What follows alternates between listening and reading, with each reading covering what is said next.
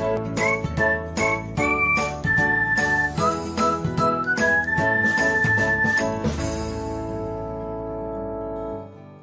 everyone, welcome back to another episode of Technologyglance.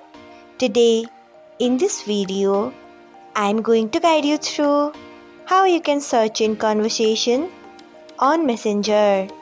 So, let's get started. Firstly, open Messenger app in your device. Then, find the chat on which you want to search in conversation. Next, tap on the chat. After that, tap on the profile option.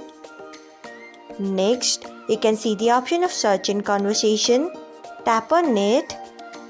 Then search what you want to.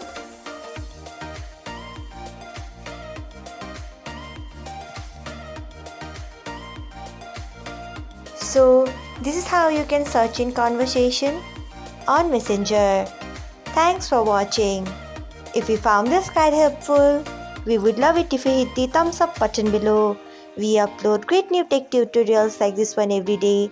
So do not forget to subscribe to our channel and hit the bell icon so that you'll never miss another update.